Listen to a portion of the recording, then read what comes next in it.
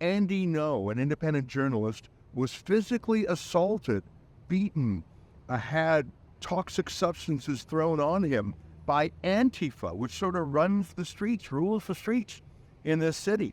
He's suing them. The first time I've ever heard of someone suing Antifa.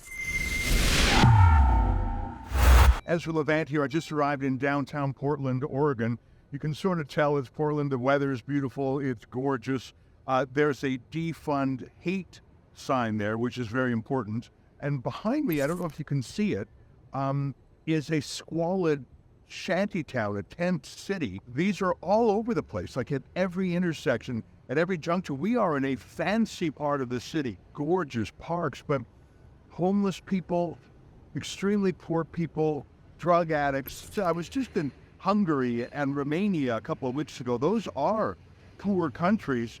I didn't see things like this. Now, the reason I'm at the Defund Hate Building, which is the Multnomah County Court, is that Andy Ngo, an independent journalist, was physically assaulted, beaten, had toxic substances thrown on him by Antifa, which sort of runs the streets, rules the streets in this city. He's suing them. The first time I've ever heard of someone suing Antifa. His legal team is led by Harmeet Dillon, the great free speech and anti-cancel culture lawyer from California. So I'm going to head on into the court. Now, we're not allowed to live tweet. That's normally what I do in court. So I'll just go in and listen carefully, and I'll try and come out and give you updates later on. And I am going to keep an eye behind me because I'm not really worried about the shantytown. I don't think they're going to come and get me.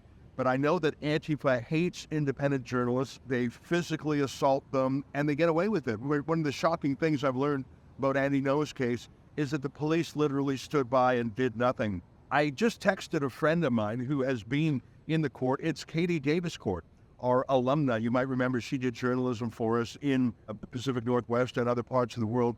She says there are no other journalists here, which is fascinating and not surprising to me. Now, if a journalist has so much as a hard word said against them by a conservative, if it's a liberal journalist, that's front page news.